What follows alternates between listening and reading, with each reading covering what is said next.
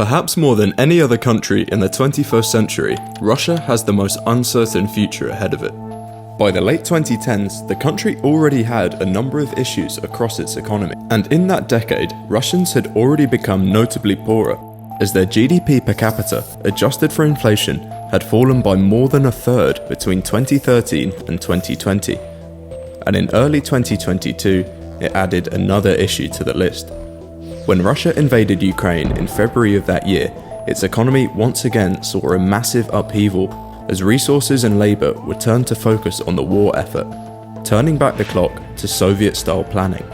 Today, military spending is the main driver of the Russian economy, and the Kremlin intends to add to this by increasing real military spending with a record military budget of $386 billion this year, accounting for almost a third of total spending and around 7% of GDP. In the months following the invasion, most economists predicted that it would only be a matter of time before their economy collapsed. But this hasn't happened. Despite being excluded from major financial services, having heavy sanctions imposed against them, and protectionist policies being enforced, Russia's economy has kept going. And on the surface, it's doing better than many people expected. In the year following the invasion, Russia's economy grew by 3.6%, a figure which is better than the United Kingdom, Germany, and the average of the European Union. Russia may never be as strong as it looks, but neither is it as weak as it seems. The country has proven this throughout its difficult history, and during the past decade, Russia's economy has demonstrated remarkable resilience to external shocks, through the first set of sanctions in 2014, oil price fluctuations, the pandemic, and now the war in Ukraine. But the narrative that Russia is somehow booming is simply a myth. Significant spending on military equipment and the war effort has simply created the illusion of economic prosperity, and in reality is masking a number of crucial structural issues with the economy. Russia has been experiencing brain drain for a number of decades, and this has only accelerated in the last few years, with 80% of those who have left Russia being college educated and 86% under the age of 45. Once a formidable power with significant influence over matters in Central Asia and further afield, its influence is waning, as rising powers like India and China take a bigger seat at the table. As a share of the global economy, Russia has fallen in purchasing power terms from nearly 4% before the 2008 financial crisis to now under 3%, and using market exchange rates is well under 2%. Irrespective of their performance on the European battlefield, Russia's future both economically and for its people looks bleak. But the roots of Russia's economic troubles lie well before the invasion of Ukraine, well before Vladimir Putin came to power, and even before the Russian state we know today was created. Russia's economic woes and its ability to avoid complete collapse lie not within the current state of affairs, but are embedded from the past of the Soviet Union, its transition period, and the transformation Putin has undertaken in the last 20 years. So let's take a greater look at the Russian economy and the devastating future it has ahead of it. For all its weaknesses, one of Russia's strengths in recent years has been its cyber capabilities. Since 2014, Russia has launched over 200 significant cyber attacks targeting various sectors and individuals around the world. This growing cyber threat is something that affects all of us, and it's why I'm really happy to announce the sponsor of today's video, Aura. I'm sure like me you think a lot about online privacy, and just after a quick Google search of my name, the amount of information that I found was unsettling. This information is sold by data brokers to scammers, meaning it's super easy for you to be targeted. Luckily for me, I've been able to use Aura to take back control of my online life and privacy. Aura scans the web and takes personal information down on your behalf. And now that my name, address, and phone number aren't littered across the internet, I receive way fewer spam calls, and I'm also protected from hackers who could use this information to help them access my social media accounts, bank accounts, and other sensitive information. And what's great is that Aura also bundles antivirus, VPN, password management, and pretty much all of your digital safety needs into one package that is super simple to set up and even easier to use. All of this means that my online presence is now far more secure. And this is comforting, especially when I make videos criticizing powerful world leaders. To get started and protect yourself online, go to aura.com/theinvisibleHand, and using our special link, you'll get a 2-week trial completely for free, where you can see how good the service is for yourself. To get this offer, you can also use the first link in the description box below. By the middle of the 20th century, the Soviet Union was already experiencing problems. In the last 40 years, it had made one of the most significant economic transformations seen to man. Through a series of 5-year plans and reforms, it had transformed a largely agrarian economy riven with poverty to a modern, industrialized country, capable of both defeating Germany in World War II and developing a space program which launched the first man and satellite into space. But its centrally planned system, in which industry, the prices of goods, levels of inputs and outputs, and the exact salaries of workers were determined by a totalitarian leadership, was starting to falter. Millions of rural farm and agricultural workers had moved from the countryside and began working either in cities or highly productive factories. However, after 40 years of this, they began to encounter an issue with a fundamental aspect of economic growth: productivity. This is the efficiency with which goods and services are produced, and it's fundamental for intrinsic economic growth of a country, without relying on outside sources. Once the vast majority of its citizens were already working in these factories, the state faced a real problem squeezing out any extra productivity, and around the 1960s, this began to slow and drop, essentially meaning that the same inputs were producing less outputs. After all, workers will all be paid the same amount, and there was very little incentive to put in more effort to grind out more products, or simply to innovate, knowing that it would be very difficult to be fired. Even if he could earn a greater salary, the benefit this would bring about would be negligible, as product shortages and a lack of variety defined the Soviet system. However, with a large and available workforce at its disposal, the Soviet leadership shifted its focus to take advantage of its vast natural resources. Being the largest country by landmass in the world, Russia is home to an abundance of natural resources. Today, it has the largest supply of natural gas and the 8th largest stores of oil in the world. However, most of Russia's wealth of natural resources lay amongst inhospitable landscapes in Siberia and northern Russia. This prompted the central government of the time to begin working on a number of new cities and railroads which would connect oil and gas rich regions to the rest of the country and further afield where it could be exported. This push for natural resource extraction was well timed, as around this period in the 1970s, the world saw the first of a series of large spikes in the prices of oil. In essence, what the Soviet Union was doing was using oil exports and the revenue that they provided to patch up the fundamental flaws in its economy, becoming overly reliant on a few depletable resources. Oil and gas revenues were used to amass foreign currency reserves, as well as import new Western technology with which it could advance its economy. Whilst this did prove successful at the time, productivity was still remaining stagnant. However, as time went on, the Soviet Union became increasingly reliant on both oil exports and the production of military goods to service its economy and create growth, neither of which do much to boost productivity. In the middle of the 1980s, about 70% of industrial output of the Soviet Union was going to the military. With further technological advancements and military spending coming from the US, Russia struggled to maintain a parity with their largest rival, which would require even more military spending. The planners and decision makers had to face the fact that it was economically impossible for the Soviet Union to increase the share of its output going to the military. This prompted the Soviet authorities to end the arm race and call off the Cold War. When the justification of an external threat was removed, there was no reason for the Russian public to tolerate the totalitarian regime, and the political system fell apart. The rise and fall of the Soviet Union culminated in 1991, when Boris Yeltsin became the first leader of the newly formed Russian Federation. The government wished to make the transition between a centrally planned economy to a market-based one, with a series of radical reforms labelled as shock therapy. Almost overnight, complex supply chains and management structures which had underpinned many industries simply disappeared, and many of these industries ceased to function. In addition to this, many subsidies which had allowed inefficient state companies to run and operate were also abandoned. And if this seems familiar, it's the same process which we covered in our video about Poland. When the government stopped controlling prices of goods and services in the economy, as well as the level of production, it led to a sharp increase in aggregate prices and a decline in government revenues, ultimately resulting in hyperinflation. Having lost many of its satellite states, Russia was also now significantly smaller, but still in control of a vast number of natural resources and state-owned enterprises. However, as is so often the case in a transition of power, The transfer of these vast enterprises from the state was shrouded in corruption.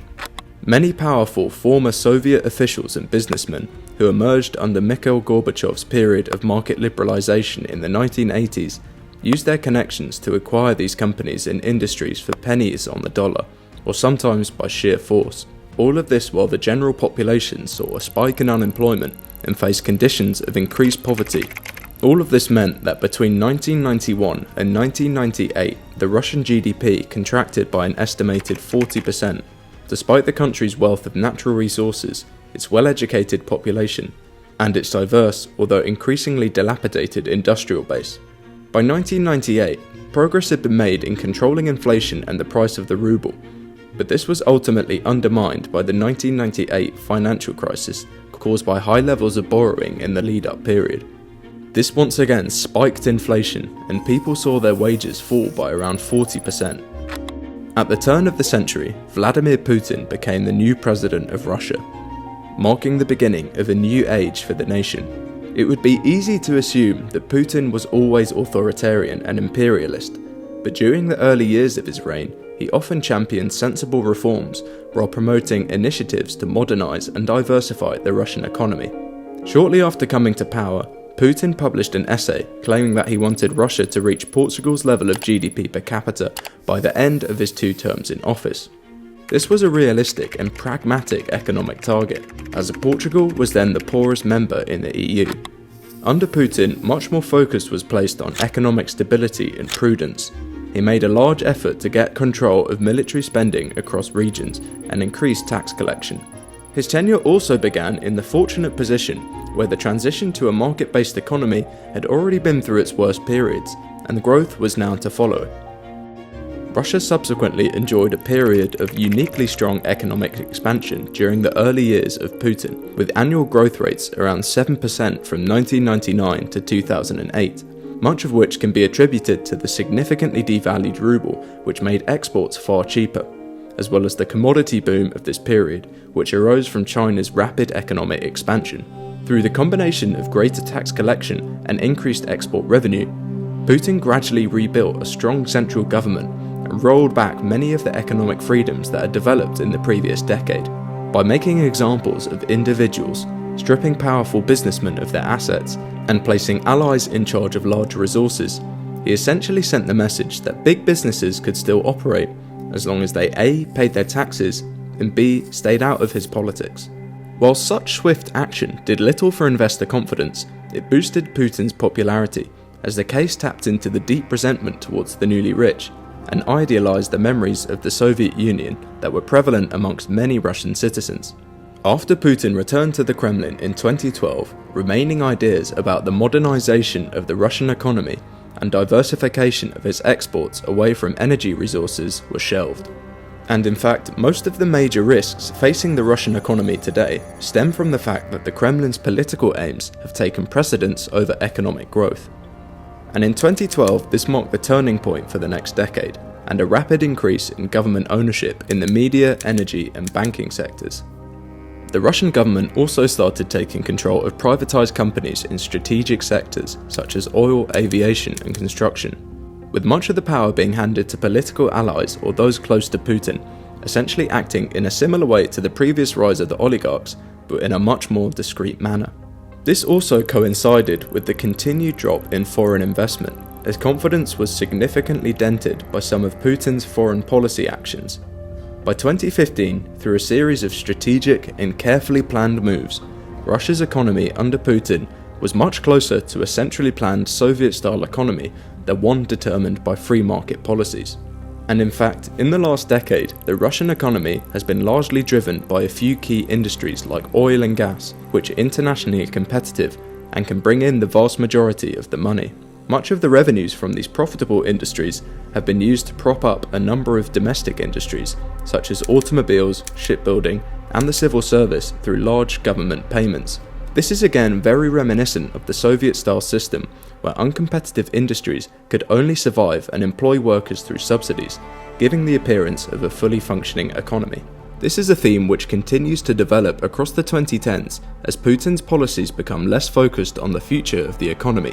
Oil and gas revenues have also formed the basis of a protectionist approach to the economy labelled as Fortress Russia. This is an economic strategy which was implemented by Russia to protect its economy from external influences and sanctions, which involved diversifying the economy away from oil and gas, reducing dependencies on Western technologies and trade, and accumulating foreign exchange reserves to defend the currency and support favoured companies during times of future crisis. This stance was further accelerated in 2014 with the invasion of the Crimea region of Ukraine, following the removal of the pro-Russian Ukrainian president. And this area was soon illegally annexed by Russia. And as this was a clear violation of international law, Russia was hit with an array of sanctions from Europe and the United States, from freezing assets, limiting the supply of Western technologies into Russia, and restricting loans going into areas of their economy.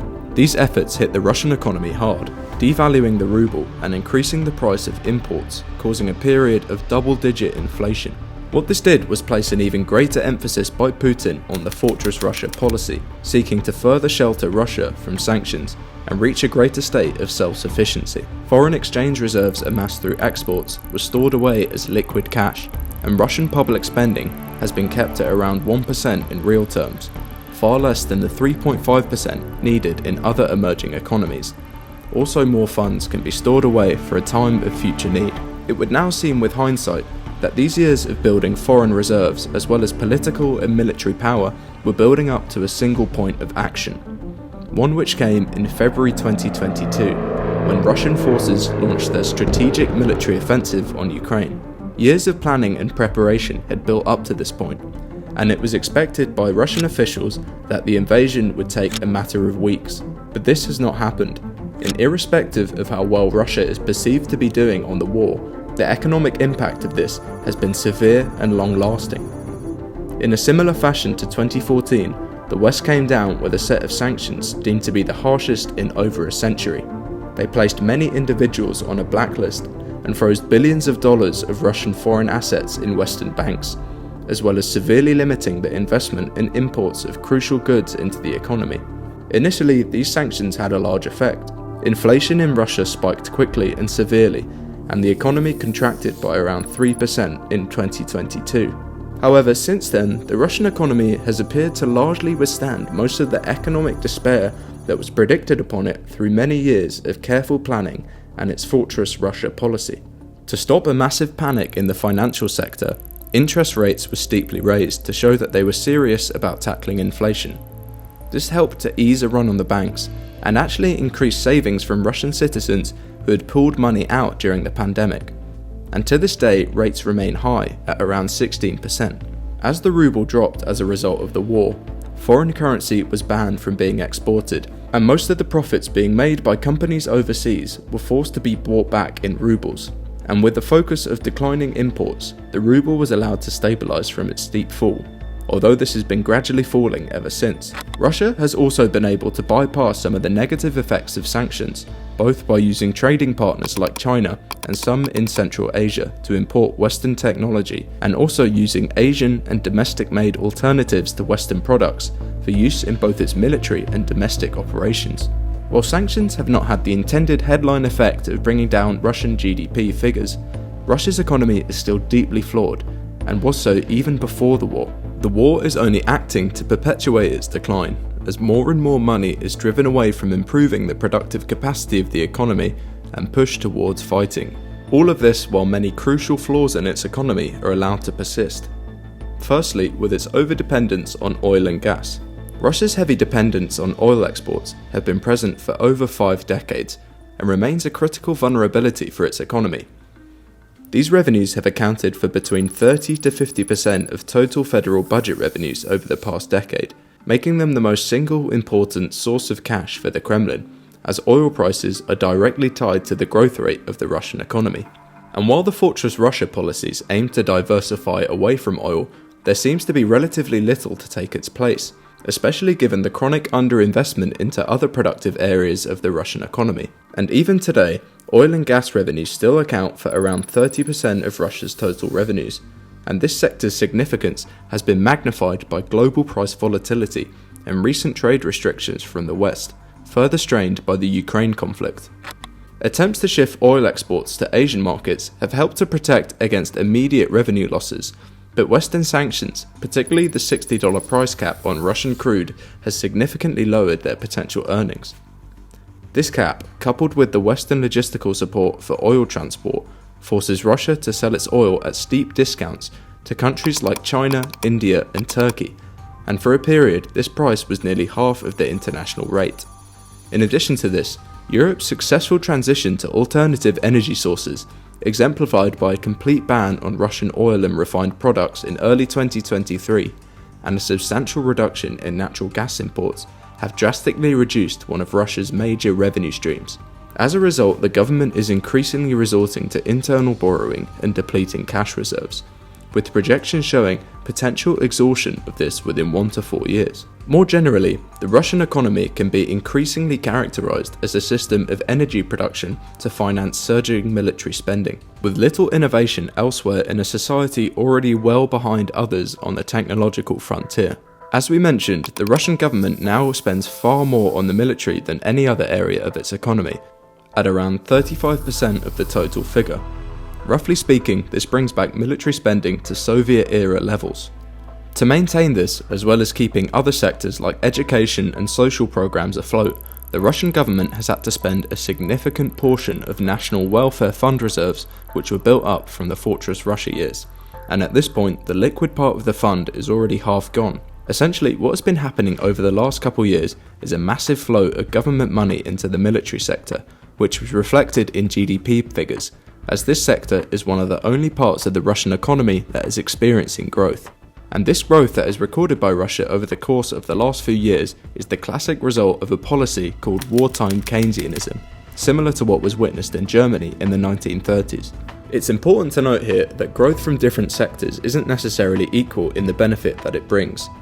This is because once tanks, shells, and other military equipment are produced and used in the war, they are essentially lost, without generating the same multiplication effect as other goods and services. And aside from the employment that they create, they do little to benefit Russian citizens, as they can neither be consumed by the population or do anything else in the future. As impressive as a tank might be, it doesn't educate anyone's children or provide anything else that people want or need. And as more money is being diverted to the war effort, large areas of the economy are being left to fall apart without sufficient investment and funds. Uncertainty around the future of the economy has already caused capital flight on an unprecedented scale. And while weapons and manufacturing is booming, more vulnerable industries like car manufacturing have seen their output fall by around 80%. But perhaps the most dangerous aspect to Russia's long-term economic outlook is the war's contribution to degrading Russia's long-standing demographic issues. Ever since the collapse of the Soviet Union, Russia's population has steadily declined due to falling fertility rates and an increase in death and citizens emigrating away. This was already going to be an issue, as the number of those retiring and those needing government support would start to outnumber the working population. But with the combination of potentially hundreds of thousands of young men being wounded or killed on the battlefield, and hundreds of thousands of specifically working age and educated people leaving the country, coupled with the inevitable decrease of fertility due to economic hardship, this has dramatically accelerated Russia's demographic decline. At its current rate, Russia's population could shrink by over 16% in the next 50 years. Meanwhile, the most educated and skilled workers, who since 2014 have been increasingly leaving the country, are now doing so in massive hordes. Putin's actions have thus set the stage for a future Russia that is smaller, less educated, more economically burdened, and as a consequence, poorer and weaker. Ever since the Soviet Union first exploited Russia's oil and gas revenues, Russia has deepened on this revenue to support its broader economy. Despite attempts at reform, the profound social and economic crisis triggered by the Soviet Union's collapse hindered Russia's smooth transition to a standard Western nation.